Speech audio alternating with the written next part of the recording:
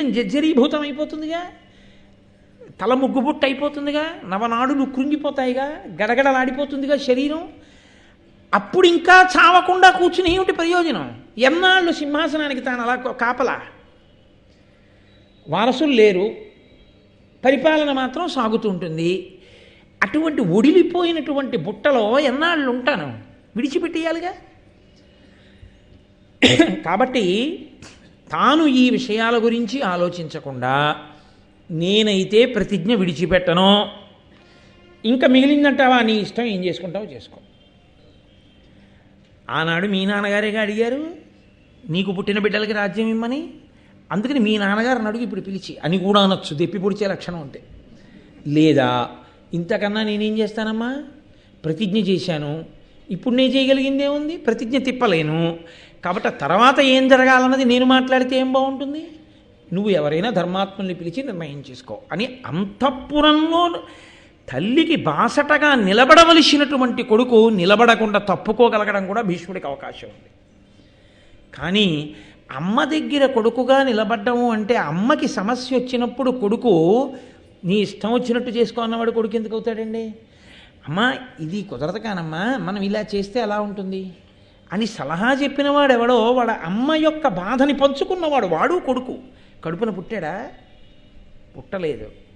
పుట్టకపోయినా సత్యవతీదేవి యందలి అమ్మతనాన్ని గౌరవించాడు అంటే ఇప్పుడు కర్తవ్యాన్ని పంచుకుంటేనే. అప్పుడు ఆయన భీష్ముని యొక్క ఔదార్యం. ఇప్పుడు సత్యవతీదేవి యొక్క శీలవైభవం, భీష్ముని యొక్క శీలవైభవం, అగ్ని బంగారానికి పుటం పెట్టినట్టు వచ్చినటువంటి ఈ విపత్కర సమయంలో వాళ్ళిద్దరూ ధర్మాన్నే ఎలా పట్టుకుంటారు? ఎవరైనా జారుతారా ధర్మం మించి?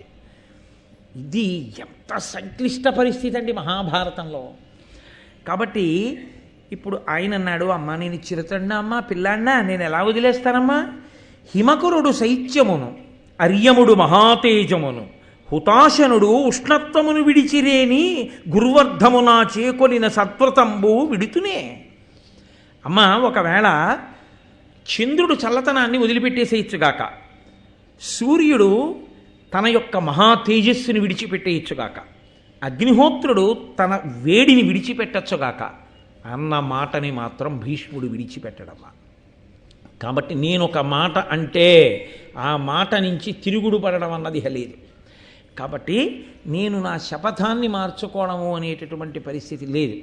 కాబట్టి సమస్యకి ఉన్నటువంటి రెండు పరిష్కారములలో ఒక పరిష్కారం వైపు తలుపులు మూసేశాడు భీష్ముడు.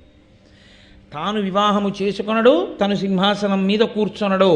కాబట్టి తన వైపు నుంచి రాజప్రతినిధిగా ఆ సింహాసనం మీద కూర్చునేవాడు వచ్చేంతవరకు రక్షణ చేసి అప్పజెప్పడం వినా తాను ఆ వంశాభివృద్ధికి తిన్నగా బిడ్డల్ని కని ఏదో పాత్ర పోషించడం అనేది కుదరదు చెప్పేశాడు. ఇక మిగిలిన అవకాశం ఏముంది? అంబిక అంబాలిక ఉన్నారు, వాళ్ళకి భర్తలు లేరు. అటువైపు నుంచి ఏమైనా అవకాశం ఉంటుందా? లోకము కాదు అక్కడ ప్రశ్న. ధర్మమునకు అతిక్రమణ కాకూడదు.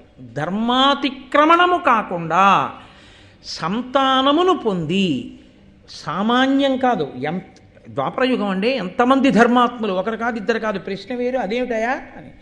అసలు సరి అయిన చరిత్ర తెలియకుండానే పెద్ద భార్య కుమారుడికి రాజ్యం అంగీకరించారు. ప్రతీపుడి విషయంలోనే అంగీకరించలేదు. ప్రతీపుడికి ఇస్తానంటే ఆ రెండో వాడికి, అటువంటిది పెద్దవాడికి ఇస్తానంటే అటువంటిది ఇప్పుడు కొత్తగా అంబికకి అంబాలికకి భర్తలు లేకుండా కలిగే సంతానాన్ని సింహాసనం మీద కూర్చోబెడతానంటే ప్రజలు అంగీకరిస్తారా? ఋషులు అంగీకరిస్తారా? ఎవరు అంగీకరిస్తారు? పైగా అది ధర్మం అవుతుందా? కాబట్టి అసలు ధార్మికమైన మార్గం ఉన్నదా? ఏదో సంతానం కాదు. ఏదో సంతానానికి మీరు ఒక విషయాన్ని గుర్తుపెట్టుకోవాలి, సభాముఖంగా చర్చ చేయడం కష్టం. వాళ్ళు అంత చేత కాని వాళ్ళు, పనికి మాలిన వాళ్ళు కారు. కాశీరాజు కుమార్తెలు అంబిక అంబాలిక. కాశీరాజు ఒప్పుకుంటాడా? లోకం ఒప్పుకుంటుందా? చంద్రవంశంలో ఇంకింతకన్నా అప్రతిష్ఠ ఉంటుందా? సింహాసనాన్ని వదిలిపెట్టేయడం మంచిది. ఓ ఏనుక్కి పూలదండిచ్చి ఎవరి మెడలోనో వేయమండం మంచిది తప్ప ఇంత నీచమైన పని భీష్ముడు ఉండగా ధర్మాత్ముడు జరుగుతుందా? కాబట్టి ధార్మిక మార్గం ఏమైనా ఉందా అసలు సంతానం పొందడానికి? ఇప్పుడు ఇది ధర్మమెరిగిన వాడవు అని ఆవిడ చెప్పింది. నువ్వు కూర్చో అంది. కూర్చోను అని ఊరుకోవడం కాదు, తల్లి సమస్యకి పరిష్కారం చెప్పాలి భీష్ముడు ఇప్పుడు. కాబట్టి మాట్లాడాడు, లేకపోతే ఆయన మాట్లాడలేడు.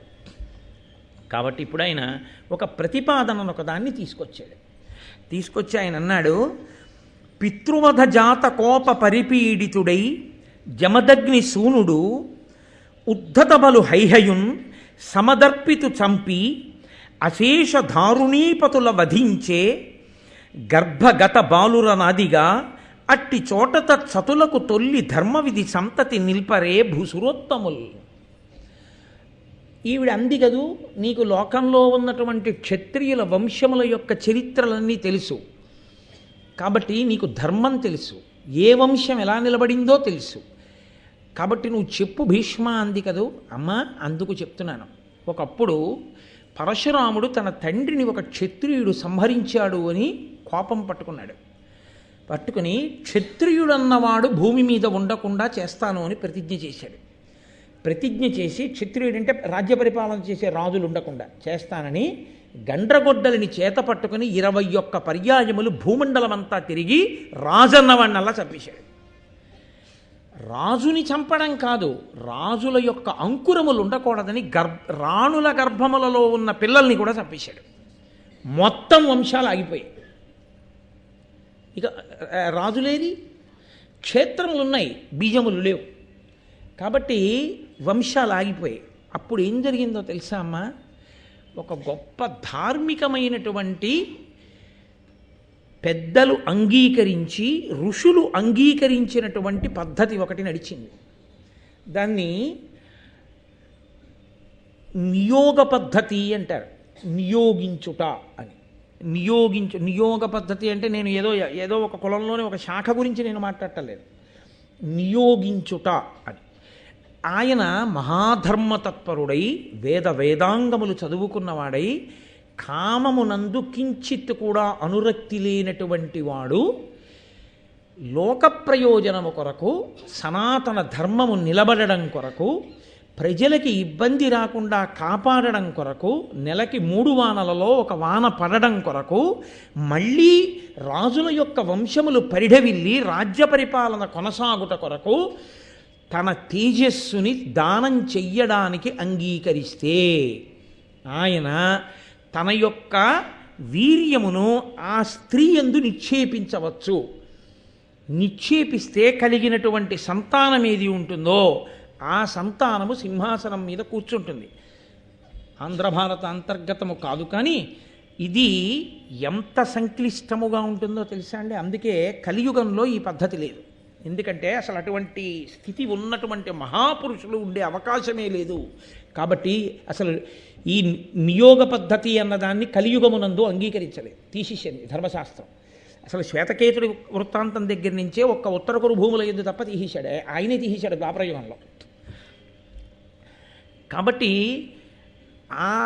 ఏ మహాపురుషుడు అలా ఇద్దామనుకుంటున్నాడో, సంతానమును కల్పించాలి అని సంకల్పం చేస్తున్నాడో, ఆయనకి ఏ స్త్రీకి ఈయన అటువంటి సంతానాన్ని కల్పించడానికి ఉద్యుక్తుడవుతున్నాడో ఆయనకి ఆమెతో ఉన్న వరుస ఏమి ముందు చూడవలసి ఉంటుంది కదా. అసలు అన్య స్త్రీ, ఆమె ముఖం ఈయన తెలియదు, ఈయన ముఖం ఆయన తెలియదు, అదొక ఎత్తు. ఏదో అనుబంధం ఉంది, ఇద్దరి మధ్య బంధుత్వం ఉంది, ఆ అనుబంధం మరదలయ్యి ఉంటే, మరదలు కోడలతో సమానం.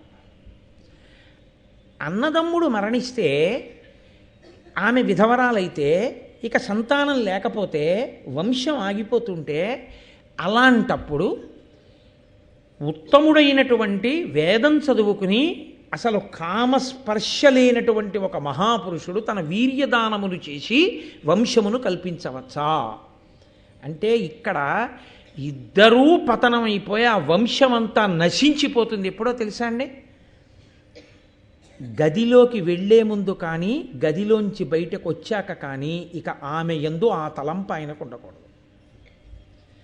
గదిలో ముందు నించున్నప్పుడు మరదలన్న భావనే, గది బయటికి వచ్చేశాక ఇక మరదలే.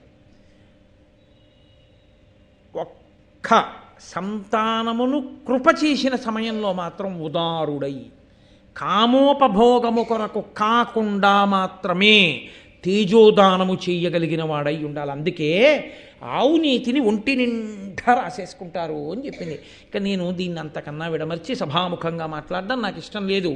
ధర్మ సంబంధమైన విషయాన్ని ఒక గంభీరమైన స్థితిలో మీరు అర్థం చేసుకోవడానికి నేను అంతవరకు ప్రతిపాదన చేశానంతే. కాబట్టి అటువంటి స్థితిలో మహాపురుషులు అటువంటి వారు కామోపభోగము కోరని వారైతే మొదటి అవకాశం ఏదో తెలుసా? సుక్షత్రియుడు జన్మించేది ఎప్పుడు అంటే, ధర్మము తప్పని స్థితి ఎప్పుడు కలుగుతుందంటే, ఆ వంశంలో ఆమె యొక్క భర్త చనిపోయి ఉన్నప్పుడు ఆమెకి బావగారి వరస కానీ మరిది వరస కానీ ఉన్నవాడెవరైనా మహాధర్మాత్ముడై గొప్ప బ్రాహ్మీమయమూర్తి అయిన వాడయ్యున్నవాడు ఉంటే దేవరన్యాయం అంటారు. ఆయన అలా సంగమిస్తే, అందుకే కామోపభోగం అనేది ఏది ఉండదు అందులో, కేవలము వీర్యప్రధానం అంతే. అలా చేయగలిగితే వంశము నిలబడుతుందమ్మా. ఋషులు తప్పు పట్టరు, ధర్మము చెడదు. లోకంలో పరిపాలన చేసిన రాజవంశములన్నీ ఒకనాడు పరశురాముడు చంపగా ఆ తర్వాత వచ్చినటువంటి వంశములన్నీ బ్రాహ్మణ దత్తములే అలా వచ్చాయి. కాబట్టి లోకము తప్పు పట్టలేదు. కాబట్టి అలా కుదురుతుందేమో లోతుగా విషయ పరిశీలనాన్ని వృద్ధ బ్రాహ్మణులతో వృద్ధులైనటువంటి కుల పెద్దలతో చర్చించు అన్నది. ఎంత మర్యాదో చూడండి, ఎంత ధర్మమో చూడండి. తల్లి సమస్యని తాను పంచుకోవాలి. ఇప్పుడు వచ్చిన సమస్య సామాన్యమైన సమస్య కాదు, దీనికి పరిష్కారం దొరకాలి. వెంటనే ఆవిడ కూడా అంత ఉదారురాలై సమాధానం చెప్పాలి కదండి. ఆయన ఇంకొక ఉదాహరణ ఒకటి చూపిస్తూ ఒక విషయాన్ని మాట్లాడాడు. ఒకానొకప్పుడు ఉతధ్యుడు అనేటటువంటి మహర్షి యొక్క భార్య అయినటువంటి మమత యందు బృహస్పతి వచ్చి ఆమెతో మాట్లాడి తన వరాన్ని అపేక్షిస్తున్న సమయంలో ఆమె గర్భంలో ఉండేటటువంటి బిడ్డడు బృహస్పతిని తిరస్కరించినప్పుడు ఆయన నీవు అంధుడవుతామని శపించాడు. ఆ కారణం చేత ఆ ఉతధ్యుని యొక్క భార్య కడుపులో ఉన్నటువంటి పిల్లవాడు అంధుడిగా పుట్టాడు. తమస్సు అంటే చీకటి. ఇక పుట్టినదాదిగా చనిపోయే వరకు పుట్టుగురుడివాడు కాబట్టి ఆయన్ని దీర్ఘతముడు అని పిలిచారు. కానీ ఆయనకి ఎలా అబ్బిందో, కళ్ళు లేకపోయినా స్వరం కదండి, విని కదా నేర్చుకుంటారు వేదం. మహావేద పండితుడైపోయాడు, గొప్ప వేద పండితుడైపోయాడు. ఆ వేద పండితుడైతే ఆయన వివాహం చేసుకున్నాడు. ఆయనకి గౌతముడు అని పేరు కలిగినటువంటి కుమారుడితో సహా చాలామంది కొడుకులు కలిగారు.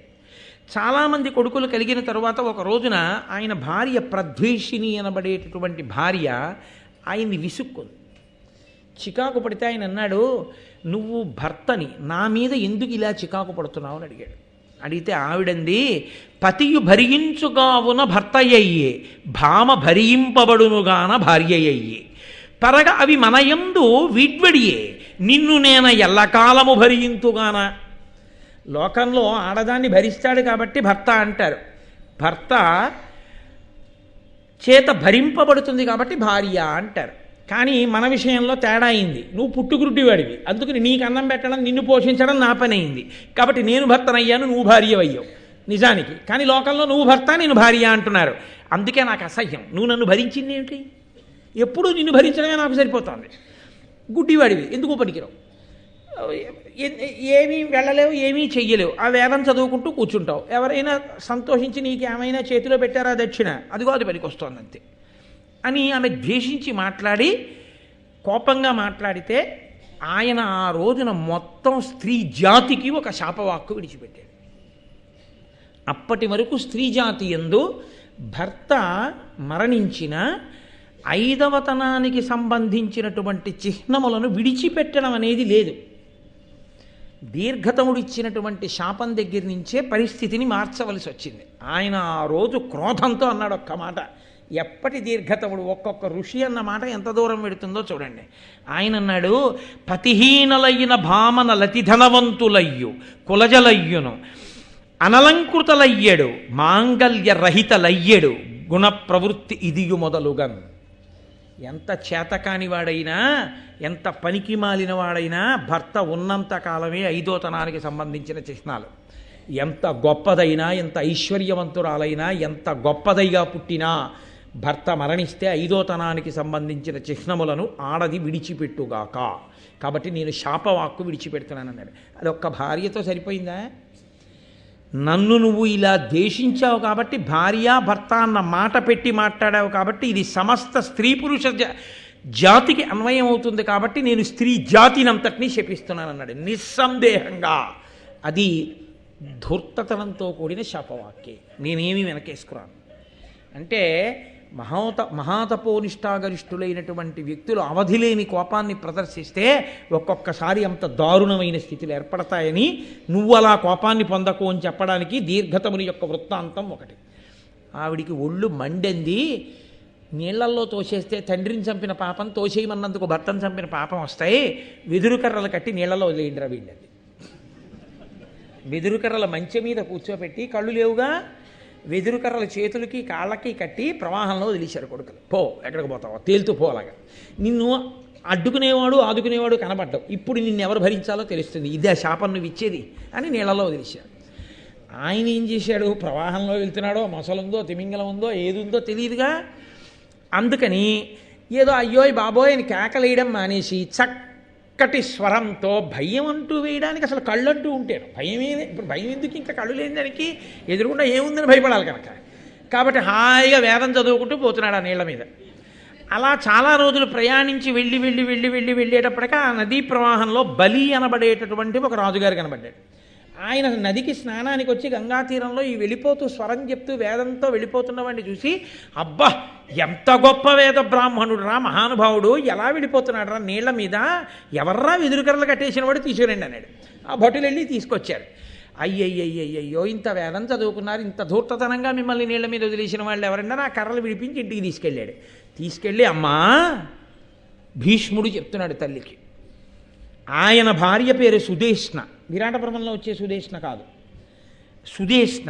ఆమెకి సంతానం లేదు. ఆయన అడిగాడు ఈ బ్రాహ్మణుణ్ణి, దీర్ఘతముణ్ణి, నీవు వేదం చదువుకున్నవాడివి, నీకు ఇప్పుడు కామస్పర్శ లేనివాడివి, తేజోవంతుడివి, నీ వలన నా భార్యకి కుమారులు కలగాలని అడిగాడు. కానీ మలినమైన శరీరంతో ఉన్న ఈయన్ని చూసి అసహ్యం వేసి ఆ రాజుగారి భార్య సుదేష్ణ కళ్ళు లేనివాడు కాబట్టి ఆమెకి బదులు దాదిని పంపేది. 11 మంది పిల్లలు పుట్టారు. రాజుగారు నాకు 11 మంది సంతానం కలిగారని సంతోషించాడు. కళ్ళు లేకపోయినా వేదం చదువుకున్నవాడు, గొప్ప ఆంతరదృష్టి ఉన్నవాడు, ఇది అంత శక్తి ఉన్నవాడైతేనే ద్వాపర యుగంలో దానికి అనుమతించారు. ఆయన అన్నాడు, వాళ్ళు నీ బిడ్డలు కారు, నీ దాది కుమార్తెకి పుట్టారు. కోమలి అనబడేటటువంటి ఆ దాది కుమార్తెకి పుట్టారు. కాంక్షీవ్రతుడు మొదలైనటువంటి పిల్లలు వాళ్ళందరూ. కాబట్టి వాళ్ళు నీ కుమారులు కారయ్యా అంటే రాజు ఏడ్చాడు. అయితే నా భార్యకి కుమారుణ్ణి అనుగ్రహించమని. ఆయన ఎంతటి తేజోమూర్తి అంటే ఆమె యొక్క అంగాంగములను స్పృశించి కుమారుణ్ణి ఇచ్చాడు. ఆ కుమారుణ్ణి ఇచ్చిన కారణం చేత అంగుడు అని పేరు వచ్చింది ఆ సుదేష్ణ కుమారుడికి. కాబట్టి అమ్మ, లోకంలో ఇటువంటి విపత్కర పరిస్థితి ఏర్పడి క్షేత్రము మిగిలిపోయి భర్త లేకపోతే, అటువంటప్పుడు ఉత్తమ క్షత్రియులు రాజ్య పరిపాలన కొరకు వంశం నిలబడాలి. కాబట్టి తేజోవంతులైన బిడ్డల్ని పొందడానికి, లోకాన్ని రక్షించడానికి మార్గాన్ని స్వీకరించిన దృష్టాంతములు ఉన్నాయి. కాబట్టి అటువంటి బ్రాహ్మణుడు దొరుకుతాడా? అంతటి తేజోమూర్తి కామస్పర్శ లేనివాడు ఉన్నాడా అంటే ఆవిడంది, నాయన, ఎప్పుడో మీ నాన్నగారు శంతన మహారాజు గారితో నాకు వివాహం జరగడానికి పూర్వం పరాశర మహర్షి వలన నాకు సద్యగర్భంలో వ్యాసుడన్న కొడుకు పుట్టాడు. నా కన్యాత్వం చెడలేదు వరం వల్ల, నేను మీ తండ్రికి భార్యనయ్యాను. అదిగో ఆ వ్యాసుడున్నాడే, ఆ వ్యాసుడు నాకు వరం ఇచ్చాడు, నేను తలుచుకుంటే వస్తాడు, కనపడతాడు. ఆ వ్యాసుడు ఇప్పుడు బంధుత్వం చేత బావగారు అవుతాడు అంబికా అంబాలికకి. దేవరన్యాయము అంటారు. విధవలై బావగారులో మరుదులో మిగిలి ఉంటే, ఆ బావగారుల మరుదులలో అంతటి బ్రహ్మతేజోవంతుడుంటే, అటువంటి ఆయన వీర్యదానము చేత సంతానముల కంటే దేవరన్యాయం చేత పుట్టినటువంటి బిడ్డలు వంశంలో పుట్టిన వారి కింద లెక్కవారు సింహాసనం మీద కూర్చోవచ్చు, పితృపిండాలు పెట్టచ్చు. కాబట్టి నేను ఆ వ్యాసుణ్ణి పిలుస్తాను అంది. వ్యాసుడికి వ్యామోహం కాదు, వ్యాసుడు తానొచ్చి కోరుకున్నది కాదు. ఈవిడ ఈవిడ చెప్పగానే వ్యాసుడున్న దిక్కుకి భీష్ముడు నమస్కారం చేస్తే మహానుభావుడు వచ్చాడు. ఆ వ్యాసుడు సామాన్యమైనటువంటి తేజోమూర్తి కాదు. నీలగిరీంద్ర శృంగమున నిర్మలమైన సువర్ణవల్లరీజాలమువో నిపింగళ విశాల జటాచయమొప్పగా వచశ్రీలలితుండు వచ్చి నిలచన్ హరినీల వినీల విగ్రహారాల రుచుల్ వెలుగంగా పరాశరసూనుడు తల్లి ముందటన్. నల్లటి పర్వతం మీద ఓ మెరుపులు ఉంటే ఎలా ఉంటుందో అలా నల్లటి వాడు, ఎర్రటి జటలతో మెరిసిపోతున్నవాడు, లోకానికి పలుకొచ్చే పలుకులు చెప్పగలిగినవాడు, బ్రహ్మనిష్టాగరిష్ఠుడు, పుట్టుక చేత 4 వేదములు నేర్చుకుని పుట్టినటువంటి వాడు, 4 వేదములు విభాగం చేసినవాడు, అష్టాదశ పురాణములకు కర్త, మహాతేజోమూర్తి, కృష్ణద్వైపాయనుడు, సాక్షాత్ నారాయణాంశ సంభవుడు, గురువులకు గురువు, బ్రహ్మనిష్టాగరిష్ఠుడైనటువంటి వ్యాసుడు బావగారిగా అనుబంధాన్ని కలిగి ఉన్నాడు. కాబట్టి ఆయన ప్రత్యక్షమయ్యాడు. ప్రత్యక్షమైతే అప్పుడు ఆ భీష్ముడితో ఆ వ్యాస భగవానుడితో సత్యవతీదేవి తన కష్టాన్ని చెప్పుకుంది. ఈ భీష్ముడు ప్రతిజ్ఞ చేశాడు ఆయన సత్యవాక్యాన్ని దాటడం. కాబట్టి ఇప్పుడు ఆయన సింహాసనం మీద కూర్చోడు, వివాహం చేసుకోడు, బిడ్డలు పుట్టరు. నా కుమారులిద్దరూ మరణించారు, అంబిక అంబాలిక మిగిలి ఉన్నారు. సింహాసనానికి వారసులేడు, వంశానికి నలుసులేడు. కాబట్టి ఇంత సంక్లిష్ట పరిస్థితి వచ్చింది. ధృతినీయనుజుండైన విశ్రుతుడైన విచిత్ర వీర్యు సుక్షేత్రములన్ సుతులంబడయము కులమవిరత సంతతి నెగడ దేవర న్యాయమునన్. నాయన విచిత్ర వీర్యుని యొక్క చిత్రాంగతుడు అసలు పెళ్ళవకుండా చచ్చిపోయాడు. కాబట్టి విచిత్ర వీర్యుని యొక్క భార్యలున్నారు అంబిక అంబాలిక. నువ్వు దయతో నీ తేజస్సుని కృపచేసి సంతానము కలిగేటట్టుగా అనుగ్రహించు. ఆ సంతానము లేకపోతే ఏమిటి అంటావేమో, నీకు తెలియని ధర్మం కాదు. నీ కారణమున వంశమనాకులమై నిలుచుటయు తదాప్తులు ప్రజలు శోక భయంబులు విడుతురు నాకును భీష్మునకొకడు మనఃప్రియమెసగన్. లోకానికి శోకము భయము పోతాయి రాజు సింహాసనం మీద కూర్చుంటే. కాబట్టి లోకానికి శోక భయాలు పోవాలి, మా వంశము నిలబడాలి, ఇది తంతువుగా పెరగాలి. కాబట్టి నాయన నువ్వు అనుగ్రహించవలసింది అంటే వ్యాస భగవానుడు అన్నాడు. ఆయన భూత భవిష్యత్ వర్తమాన కాలములు తెలిసినవాడు. అమ్మా నేను రాజుని కాను, నేను బ్రాహ్మీమయమూర్తిని, అపార తేజోమూర్తి. వ్యాస భగవానుడు అంటే 1000 సూర్యులు ఉదయించినట్టు ఉంటాడు. ఆ జటామండలం అది. వాళ్ళు రాచకన్యలు, నా వంటి వాణ్ణి దగ్గరగా చూడడం అన్నది వారు ఎరుగరు. కాబట్టి నేను ఒక వ్రతం చెప్తాను, 1 ఏడాది పాటు ఈశ్వరుణ్ణి ఉద్దేశించి తపస్సు చేయమను. వాళ్ళ మనస్సు పూర్తిగా శుద్ధమైన తరువాత అప్పుడు నేను నా తేజస్సుని కృప చేస్తే మీ వంశము పరిఢవిల్లేటటువంటి కుమారులు కలుగుతారు. కాబట్టి 1 ఏడాది పాటు వాళ్ళని వ్రతం చేయమనమ్మా అన్నాడు. అంటే ఆవిడంది, ప్రకటముగ వంశ విస్తారకులకు పుత్రులు చెచ్చరం పడయుదురు, అరాచకమైన దారుణీ ప్రజకొక నిమిషంబైన ప్రకృతి నుండగలావే. నాయన సంతానము తొందరగా కలగకపోతే భీష్ముడు ఒక్కడే రాజప్రతినిధిగా సింహాసనాన్ని రక్షిస్తూ ఉండిపోయాడు. చాలా కాలం సింహాసనం ఖాళీగా ఉండిపోతే ఏమవుతుందో తెలుసా? అవని అరాచకం పైన అప్పుడు భూప్రజయందు సర్వధర్మవులు తొలంగు, దేవ మునిముఖ్యులు వాయుదురు, ఓలి వృష్టి లేదవు, మరి అర్ఘ్యవుల్ తరగు అందురు కావున కాలయాపనం భవితధమాక్య చేయక నయంబున రాజ్యము నిల్పుమిత్తరిన్. రాజు సింహాసనం మీద చాలా కాలం ఉండకపోతే సర్వధర్మములు క్షీణించిపోతాయి, భయభక్తులు ఉండవిహ. ధర్మం నశించిపోతే, ధర్మం లేదు కాబట్టి ధర్మాత్ములైన వారు ఆ రాజ్యాన్ని విడిచిపెట్టి వేరు రాజ్యాలకు వెళ్ళిపోతారు. వెళ్ళిపోతే ఇంకా ఆ రాజ్యంలో వర్షాలు పడవు, కరువు కాటకాలు వచ్చేస్తాయి. ఏవి ప్రజలు తిని బతకవలసి ఉంటుందో అవి దొరకని స్థితి వస్తుంది, ధరలు పెరిగిపోతాయి. ఏవి అక్కర్లేదో, ఏది మనిషికి పనికొచ్చేది కాదో, ఏది మనిషిని చంపేస్తుందో అలాంటిది వీధి వీధిన వాడవాడన దొరకడం ప్రారంభమవుతుంది.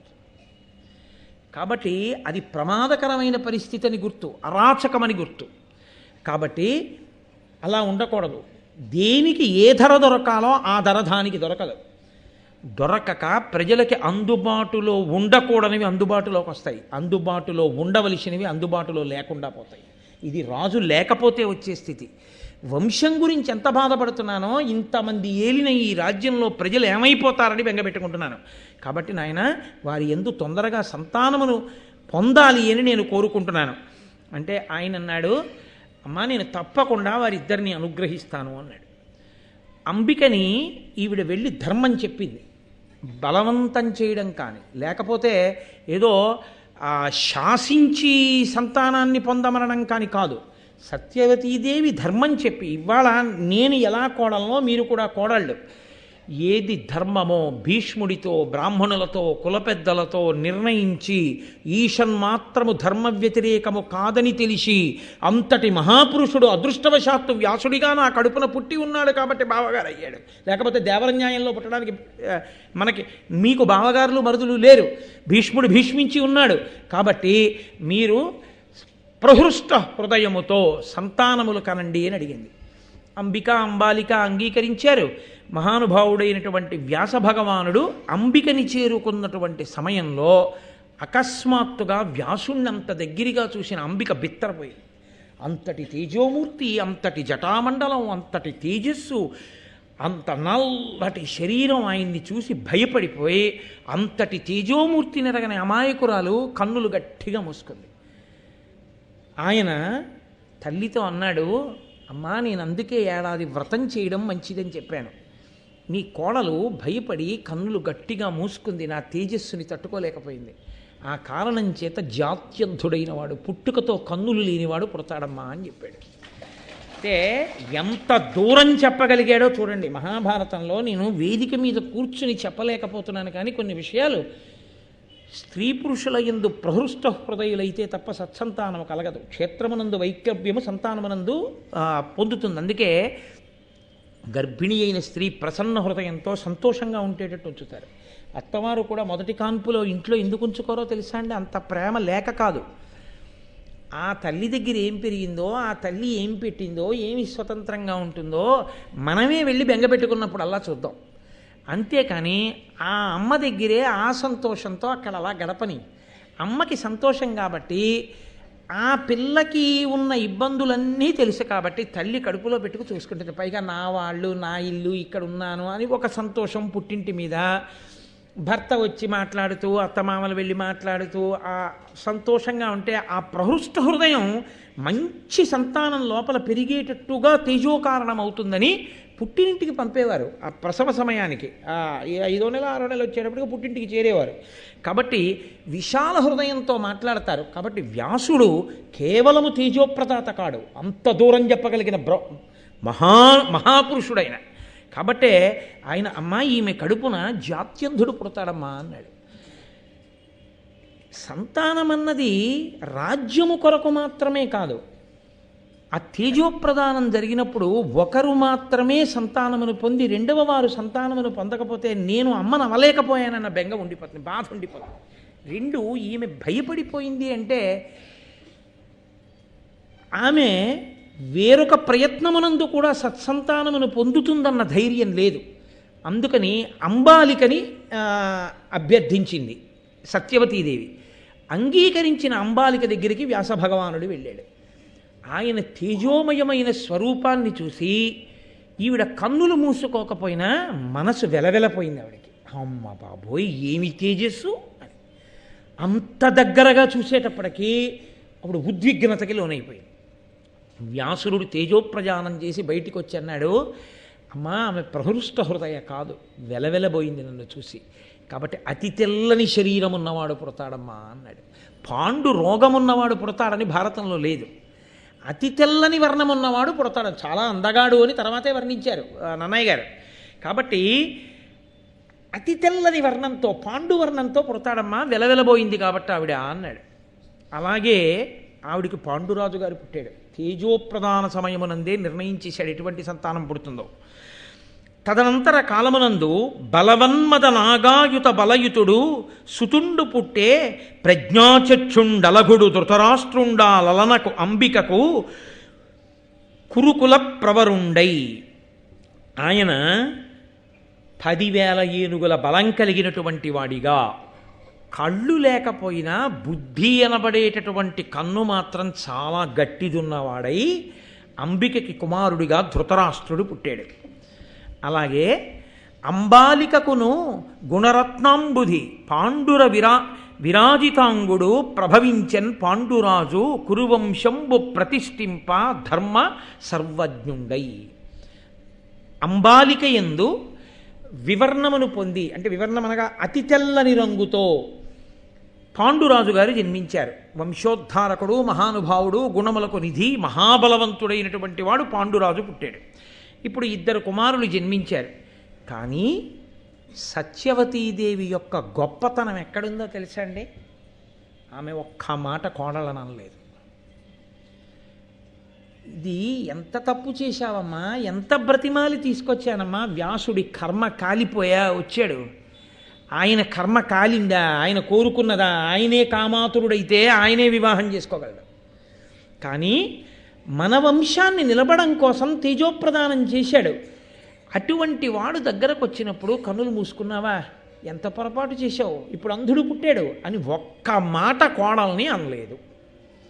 బిడ్డని కడుపులో పెట్టుకున్న తల్లి ఎలా కాపాడుతుందో కోడల్ని అత్తగారు అలా కాపాడవలసి ఉంటుంది. అంతేకాని కోడలి మీద అయిందానికి కాందానికి పెత్తనం వహిద్దాం అనుకున్నది అత్తగారు కాదు. కోడలు అంత పెద్ద పొరపాటు చేసినప్పుడు కూడా ఒక్క మాట అనకుండా కడుపులో పెట్టుకుందే ఆవిడ అత్తగారు. భారతం విన్నప్పుడు సత్యవతీదేవి గురించి తెలుసుకున్నప్పుడు అత్తగారంటే ఎలా ఉండాలో నేర్చుకోవాలి. అది అత్తగారితనం అంటే. కడుపులో పెట్టుకోవడం అత్తగారితనం కానీ బజార్న పారేయడం అత్తగారితనం కాదు. కాబట్టి అటువంటి మహాతల్లి ఆ పాండురాజు ధృతరాష్ట్రుడు పుట్టాడని కోడళ్ళని మందలించలేదు. కానీ ఆవిడ బెంగ పెట్టుకుంది. ఎందుకు బెంగ పెట్టుకుందంటే, ఏ తెల్లటి వర్ణం వాడో ఓ కొడుకు పుట్టాడు, బాగానే ఉంది అంబాలిక విషయం. పాపం ఇప్పుడు అంబిక విషయంలోకి వచ్చేటప్పటికి ధృతరాష్ట్రుడు పుట్టాడు, గుడ్డివాడు పుట్టాడు. ఇప్పుడు భర్త పోయాడని ఒక ఏడుపు, కొడుకు పుట్టాడు కానీ గుడ్డివాడు సింహాసనం మీద కూర్చోలేడని ఒక ఏడుపు. ఇలాంటి కొడుకుని కని అలాంటి భర్తని పొంది అయ్యో నేనే పాడైపోయానని ఈ అంబిక బాధపడుతుందేమో. పెద్ద భార్య యొక్క సంతానం కాబట్టి ఉన్న వాళ్ళలో ఇంకొక కొడుకు తేజోవంతుడు పుడితే ఆ అధికారం ఏదో ఆవిడికే దక్కితే, ఆ తమ్ముడు ఈ అన్నని జాగ్రత్తగా పొదివి పట్టి అయ్యో పాపం అన్నయ్యకి కళ్ళు లేవని రక్షించుకోగలిగిన వాడైతే అంబికకి మనశ్శాంతి కలుగుతుందని ఆలోచించింది సత్యవతి. ఎంత ఉదార హృదయరాలు చూడండి ఆవిడ. ఆయన కర్మ అండి వ్యాసభగవానుడికి. అమ్మకి వరం ఇచ్చాడు పుట్టినప్పుడు, అమ్మా నువ్వు పిలిస్తే వస్తానమ్మా, నీవు ఏదడిగినా నీకు ఉపకారం చేస్తానమ్మా అన్నాడు. అందుకు అమ్మ మాటకి కట్టుబడిపోయాడు వ్యాసుడు. ఆవిడ మళ్ళీ ప్రార్థన చేసింది, వ్యాసుడిని మళ్ళీ వచ్చాడు, అమ్మా ఏం ఆజ్ఞ అన్నాడు. నాయనా తెలిసి జరిగిందో తెలియక జరిగిందో పెద్ద పొరపాటు జరిగిపోయింది, జాత్యంధుడు పుట్టాడు, ఆ అంబిక పరిస్థితి ఏమిటి, కాబట్టి నువ్వు ఇంకొక్క మారు అంబికని అనుగ్రహించు. ఆయన అన్నాడు, అమ్మ నీ కోరిక మేరకు ఎదర పెద్ద పెద్ద ఇబ్బందులు రాకుండా తప్పకుండా నేను అంబికని అనుగ్రహిస్తాను. ఇప్పుడు అంబిక సంక్షోభం పొందింది. ఇతపూర్వం నేను ఆయన్ని దగ్గరగా చూసినప్పుడు భయపడిపోయి కళ్ళు మూసుకున్నాను. మళ్ళీ రెండవ మాట నేను ఆయన్ని చూసినప్పుడు ఏం భయపడినా, తెల్లబోయినా, కళ్ళు మూసుకున్నా, ఆయన తేజస్సుని చూసినప్పుడు సహించలేకపోయినా, ప్రహృష్టమైన మనస్సుతో నిలబడలేకపోయినా మళ్ళీ ఏ ప్రమాదం వస్తుందో అని హడిలిపోయి ఆయన తేజస్సు గురించి ఆలోచిస్తే చాలు కంగారు పడిపోయి అది అత్తగారితో చెప్పి ఉంటే బాగుంటుంది. అక్కడ పొరపాటు చేసింది. చెయ్యడానికి కూడా వెనకాతల ఏదో ఉంటుంది కదండి, కదలికకి ఈశ్వరుడు ఉంటాడు కదా.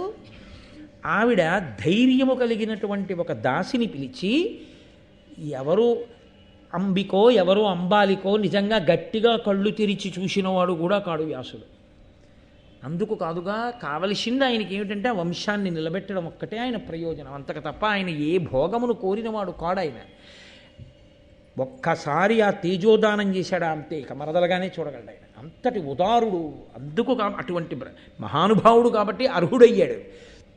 ఇప్పుడు ఆవిడ భయపడి దాసికి తనలా అలంకారం చేసింది. అలంకారం బట్టి రాచకన్య అనుకున్నారు, రాజుభార్య అనుకున్నారు. ఆవిడ్ని గదిలోకి ప్రవేశపెట్టింది. ఆవిడ అనుకుంది, ఏమి భోగం పట్టిందిరా నాకు, నా జన్మాంతరంలో వ్యాస భగవానుడికి కొడుకుని కన్నమే. అసలు ఎవరికీ చెల్లదు అది. అసలు వ్యాసుడికి కొడుకుని కనడానికి క్షేత్రావడం ఏంటి, ఎవరికి చెల్లుతుంది అది? అసంభవం, ఒక్కనాటికి సాధ్యం కాదు. అటువంటి వ్యాస భగవానుడికి నేను కొడుకుని కన్నమా, ఏమొచ్చింది నా అదృష్టం అనుకుంది. ఎప్పుడు వస్తాడు వ్యాస భగవానుడు అని ఎదురు చూస్తోంది ఆవిడ.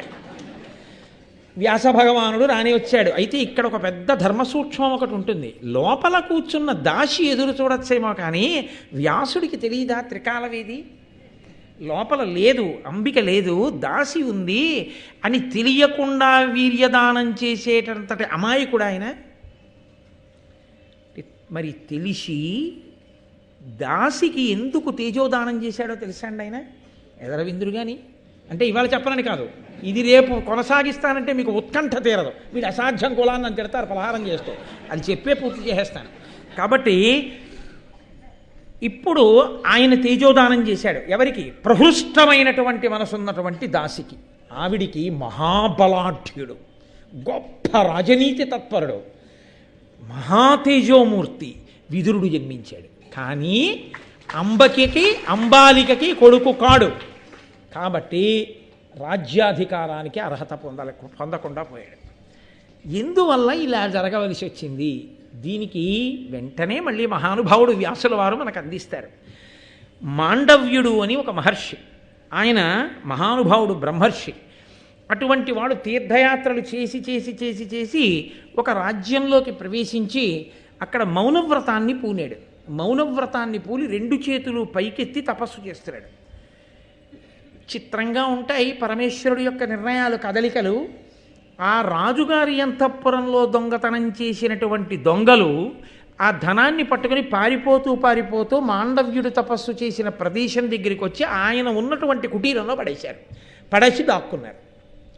భటులు తరువుకొచ్చి ఈయన్ని అడిగారు, దొంగలిటి వెళ్ళారా, ఎవరు నువ్వు అని అడిగారు. ఆ చీకట్లో ఆయన మౌనవ్రతంలో ఉన్నాడు, మాట్లాడలేదు. ధనం కనబడింది, దొంగలు కనబడ్డారు. వాళ్ళు ఈయన కూడా దొంగేనని పెడరెక్కలు విరిచి కట్టి రాజు దగ్గరికి తీసుకెళ్లారు. రాజు దొంగల్ని శిక్షించడంతో పాటుగా ఈయనకి శూలారోహణ శిక్ష వేయించాడు. శూలారోహణం అంటే ఒక శూలాన్ని తిరగేసి పాతి పెడతారు. మీకు తేలిగ్గా అర్థమైపోవాలంటే కొబ్బరి బొండాలు ఇచ్చే గుణపాన్ని చూడండి, తిరగేసి పెడతారు. పైకి సూదిగా ఉన్న మొలస్తుంది, కొబ్బరి బొండం ఒలుస్తారు, అలా పెడితే శూలం అంటారు. ఇప్పుడు ఎవడు దోషం చేశాడో ఆ వ్యక్తిని తీసుకెళ్ళి దాని మీద కూర్చోబెడతారు. అతని బరువును బట్టి శూలం లోపలికి దిగిపోవడం మొదలవుతుంది. అది దిగి తలలోంచి పైకి వచ్చేస్తుంది. అది ఇక నేను ఆ బాధ గురించి ఇప్పుడు కొత్తగా వర్ణించక్కర్లేదు, అది అసలు ఊహిస్తేనే భయం. అటువంటి శూలారోహణం చేయించండి అన్నాడు ఇన్ని మాండవ్య మహర్షిని. తెలియక భటులు తీసుకెళ్ళి ఇన్ని శూలం మీద కూర్చోబెట్టేశారు. కూర్చోబెట్టేస్తే ఆ శూలం దిగిపోవడం ప్రారంభమైంది శరీరంలోకి. ఆయన మహాపురుషులకు మాత్రమే చెల్లుతుందండి, అది సామాన్యులకి చెల్లే విషయం కాదు. ఆయన ఈ శరీర భావము నుండి విస్మృతి పొందాడు. అసలు ఈ శరీరము, దానికి నొప్పి, అందులో శూలం గుచ్చుకుంటోందన్న విషయం నుంచి విస్మృతిని పొంది ఆయన పరమేశ్వరుడి యందు మనసు పెట్టి తపస్సు చేయడం ప్రారంభం చేశాడు.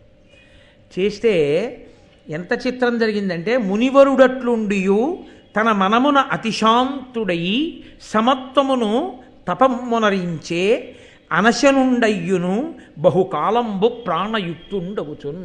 చాలా కాలం ప్రాణాలతోటే ఉండి తినకుండా తాగకుండా అలాగే దాని మీద శూలం మీద ఉంటే ఆ శూలం దిగుతూ అప్పటికే ఎండి ఏరింపులైపోయిన మనిషి కాబట్టి అది దిగుతూ కంఠం దాకా వచ్చేసింది. ఆయన అలాగే శూలం మీద కూర్చుని తపస్సు చేస్తుంటే ఆయన స్థితిని చూసి ఆశ్చర్యపోయి మిగిలిన ఋషులందరూ ఒక రాత్రి వేళ పక్షుల రూపంలో వచ్చారు. వచ్చి అసలు మహానుభావ, శూలారోహణం చేయిస్తే దేహభ్రాంతి లేకుండా అలా బ్రాహ్మీమయమూర్తిమై ఎలా ఉండగలిగావు? కలియుగంలో భగవాన్ రమణులు లేరండి ఆ స్థితిలో. పాతాళలింగం దగ్గర తపస్సు చేస్తే తొడల కింద తేళ్లు జర్రిలు చేరి కొరికేస్తే మాంసం ముక్కలు ఊడిపోయి నెత్తురు కారి అట్టలు కడితే ఆయన అలాగే తపస్సులో ఉండిపోయారు ధ్యానమునందు. ఎప్పుడో కాదు, కలియుగంలో అరుణాచలంలో భగవాన్ రమణులు అటువంటి తపస్సు చేశారు మహానుభావుడు. చంద్రశేఖర పరమాచార్య స్వామి వారు ఇలా వీపుని ఒక గోడకి ఆంచి సమాధిలోకి వెళ్ళిపోయారు ఒకప్పుడు. వెళ్ళిపోతే ఆ చెదపురుగులు చీమలు ఆయన వీపంతా కొరికేసాయి. కొరికేస్తే ఆయన కొంతసేపటికి బహిర్ముఖులయ్యారు. బహిర్ముఖులైతే అప్పటికే నెత్తుటి చుక్కలు పైకి చిమ్మింది శరీరం. ఆయన ఇలా ఒంగుని శిష్యుల్ని పిలిచి అన్నారు, చెదపురుగులు నా శరీరాన్ని కొరికాయా చూడండి అన్నారు. అంటే వాళ్ళు వచ్చి చూసి అయ్య బాబోయ్ ఎన్ని చెదపురుగులో అని కొట్టయిపోయారు. ఆయన అన్నారు, కొట్టకండి కొట్టకండి, అలా కొడితే చనిపోవు, అంతటా ఈశ్వరుడు అంతర్బహిష్యత సర్వం వ్యాప్య నారాయణ స్థిత. ఈ బంగారం ముట్టుకోవడానికి ఉపయోగించే శ్రావణం ఉంటుందే, దాని మొనలకి దూదులు కట్టి జాగ్రత్తగా గట్టిగా నొక్కకుండా ఒక్కొక్క చెదపురుగుని తీసి పక్కకి మళ్ళీ గోడ మీద వదిలేయండి అన్నారు. ఈలోగా మిగిలిన చెదపురుగులు కొరికేవా అన్నారు. కొరికితే కొరకనివ్వండి, తప్ప అవి మరణించడానికి వీల్లేదు, ఒక్కొక్క దాన్ని తీసేయండి అన్నారు. అని ఆయన వంగి కూర్చుంటే చెదపురుగులు నెత్తురు చిమ్మెట్టు కొరికేస్తుంటే ఆయన్ని శిష్యులు అలాగే శ్రావణంతో తీశారు చెదపురుగుల్ని. ఆయన వీపంతా కురికేసి పుల్లమయమైపోయింది. సాయంకాలం స్నానం చేసి అనుష్ఠానానికి వెళ్ళిపోయారు. మహాపురుషులు మహాపురుషులే. అందుకే మహాపురుష స్థితిని పొందాలి, కానీ దాన్ని మనం అనుకరిద్దామంటే కుదిరే విషయం కాదు.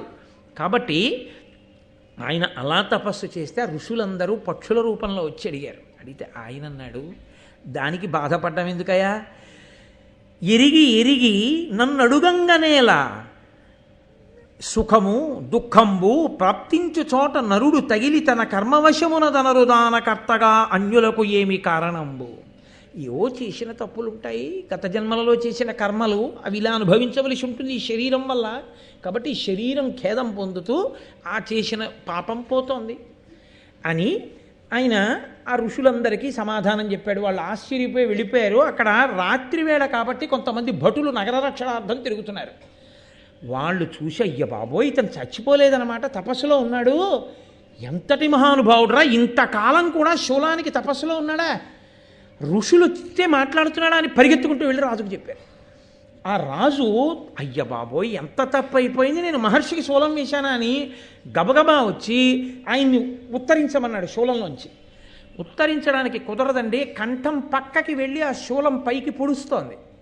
కాబట్టి ఇప్పుడు శూలాన్ని బయటికి లాగడం కుదరదు, శూలం నుంచి ఇన్ని పైకి లాగడం కుదరదు, ఇబ్బంది వస్తుంది. అందుకని శూలం మొదలు వరకు కోసేస్తామన్నారు, కోసేయమన్నారు. ఆ శూలం మొదటి వరకు కోసేస్తే ఆయన కంఠం దగ్గర నుంచి ఆ శూలం కొయ్యడంలో ఇలా మొన పైకొచ్చింది. ఇలా పైకొచ్చి ఉండిపోతే ఆయనని ఆణిమాండవ్యుడు అని పిలిచారు. శూలం శరీరంలో ఉండిపోయింది కాబట్టి ఆయన తన తపశ్శక్తితో అన్ని లోకాలకి వెళ్ళాడు. వెళ్ళి ఏ తప్పు చేస్తే గత జన్మలలో ఇంత పెద్ద శిక్ష పడింది తెలుసుకోవాలనుకున్నాడు. చిత్రగుప్తుడు రాస్తూ ఉంటాడుగా, యమలోకానికి వెళ్ళి యమధర్మరాజు గారిని అడిగాడు, ఏం తప్పు చేశానయ్యా గత జన్మలలో, నేను ఏ తప్పు చేస్తే నాకు ఇంత పెద్ద శిక్ష పడింది చెప్పు అని అడిగాడు. ఆయన చిట్టా తీసి అన్నాడు, మీరు గత జన్మలో చిన్నపిల్లవాడిగా ఉన్నప్పుడు తూనీగల్ని పట్టుకుని, ఆ తూనీగలు రెక్కలు పట్టుకుంటూ ఉంటారు, పట్టుకుని వాటి పృష్ఠభాగముల యందు సూదులు గుచ్చుతూ ఉండేవారు, తెలిసో తెలియకో పిల్లవాడిగా. ఆ చేసిన పాపం పోవాలి కాబట్టి మీకు శూలారోహణం పడింది ఈ జన్మలో. ఏ జన్మలో జీవుడు ఏ పాపం చేసినా ఎప్పుడోప్పుడు అనుభవించక తప్పదు, అందుకని ఇప్పుడు అనుభవించారన్నాడు. అంటే ఆణిమాండవ్యుడు అన్నాడు, నేను తూనీగలని పట్టుకుని సూది గుచ్చానన్నావు కదా, అప్పుడు నా వయసు ఎంత అని అడిగాడు. చిన్నపిల్లాడు మీరు, ఏదో 9 ఏళ్ళో 10 ఏళ్ళో, 14 సంవత్సరముల వయసు వచ్చే లోపలి పర్యంతమో బాలుడు అని పిలుస్తారు. ఈ లోపల తెలియక ఏదైనా పెద్ద తప్పు చేసినా శాస్త్రం దాన్ని చిన్న తప్పుగా తీసుకుంటుంది. ఇప్పటికీ బహుశా బాలనేరస్తులు అని అనడానికి కారణం ఇదేనేమో ప్రాతిపదిక. కాబట్టి అది పరిణతి చెందని వయస్సు, తెలిసి తెలియని వయస్సు, అది ధర్మమా అధర్మమా తెలియని వయస్సు. కానీ ఆ పిల్లల పట్ల ఎవరైనా తప్పు చేస్తే మాత్రం ఘోరమైన పాపంగా వేస్తారు. వాళ్ళది తెలిసి తెలియని వయసు, నీకు తెలుసు, నువ్వెందుకు వాళ్ళకి అపకారం చేయాలి, అందుకని ఎవరైనా చేస్తే ఒప్పుకోరు. పిల్లలు చేస్తే మాత్రం ఆ తప్పుని పెద్ద తప్పుగా శాస్త్రం తీసుకోదు 14 సంవత్సరాలు వచ్చే వరకు. నేను 14 సంవత్సరముల వయసు లోపు చేసిన తప్పుకి ఇంత పెద్ద శిక్ష నువ్వు ఎలా వేశావు, కాబట్టి ఇన్నాళ్ళకి నువ్వు ధర్మం తప్పి శిక్ష వేశావు, అది వేసి వేసి నాకు వేశావు. కాబట్టి ఇప్పుడు నువ్వు చేసిన తప్పుకి నువ్వు శిక్ష అనుభవించాలిగా. ఇంత ధర్మం తెలిసి సింహాసనం మీద కూర్చునే అధికారాన్ని కోల్పోయి 4వ వర్ణమునకు చెందినటువంటి ఒక వనిత గర్భమునందు పుట్టి ఇప్పుడు ఎంత ధర్మం తెలిసున్నవాడువో అప్పుడు అంత ధర్మం తెలిసున్నవాడవై ధర్మం చెప్పడానికి పనికొచ్చేటటువంటి వాడివై సాక్షాత్తు రాజులకు అన్నదమ్ముడవైన తేజస్సు కారణంగా క్షేత్రకారణం చేత దాసీపుత్రుడవై రాజ్యాధికారము లేక మర్త్యలోకమునందు భూలోకమునందు జన్మించదవుగాక అని శపించాడు. ఆ కారణం చేత యమధర్మరాజు గారు విదురుడిగా రావాలి ఒక దాసికి. అందుకని లోపల ఉన్నది అంబిక కాదని తెలిసిన మాండవ్యుని శాపం నిజమవ్వాలి కాబట్టి వ్యాసభగవానుడు తేజోప్రదానం చేశాడు. చెయ్యడం వల్ల ఆ దాసి యందు మహానుభావుడైనటువంటి విదురుడు జన్మించాడు. ఆ విదురుడు అందుకే ఎప్పుడూ నీతి చెప్తూ ఉంటాడు ధృతరాష్ట్రుడికి. వరుసకి అన్నదమ్ముడయ్యాడు కానీ ఆయన మాత్రం రాజ్యాధికారాన్ని పొందలేకపోయాడు. ఎందుకంటే రాజుల యొక్క క్షేత్రమనందు జన్మించినవాడు కాదు కాబట్టి అని. ఇంత ధర్మ సంక్లిష్టమైన పరిస్థితిలోంచి ఆ వంశం ఎలా గట్టెక్కిందో, సత్యవతీదేవి ఎంత ఉదారమైన పాత్ర పోషించిందో, కోడళ్ళ దగ్గర అత్తగారిగా ఎంత ధర్మాన్ని పాటించిందో, ఆ కోడళ్ళు ఎంత ధర్మాన్ని పాటించారో ఆ వంశం ఎలా నిలబడిందో, ఆ కారణంగా ధృతరాష్ట్ర పాండురాజు విదురులు ఎలా పుట్టారో ఇవాల్టి రోజున మనం విన్నాం. రేపటి నుంచి ఇంక రసకందాయం భారతం. ఎందుకంటే పాండవులు, కౌరవులు, దుర్యోధనుడు 5గురు పాండవులు పుడతారు. ఇంకిక్కడి నుంచి అద్భుతమైనటువంటి ప్రక్రియలో భారతం ముందుకు నడుస్తుంది. కాబట్టి రేపు సాయంకాలం 6:30 మనం తిరిగి కలుసుకుందాం. మంగళాశాసనపరై మదాచార్య పురోగమై సర్వైశ్చ పూర్వైరాచార్యై సత్కృతాయాస్తు మంగళం. మంగళం కోసలేంద్రాయ మహనీయ గుణాత్మనే చక్రవర్తి తనూజాయ సర్వభౌమాయ మంగళం. ఉమాకాంతాయ కాంతాయ కామితార్థప్రదాయినే శ్రీగిరీశాయ దేవాయ మలినాథాయ మంగళం. కరచరణకృతం వా కర్మవాక్కాయజం వా శ్రవణనైనజం వా మనసం వాపరాధం విహితం వా సర్వమేత్తక్షమస్వ. శివ శివ కరుణాబ్ధే శ్రీ మహాదేవ శంభో. సర్వం శ్రీ ఉమామహేశ్వర పరబ్రహ్మార్పణమస్తు. స్వస్తి.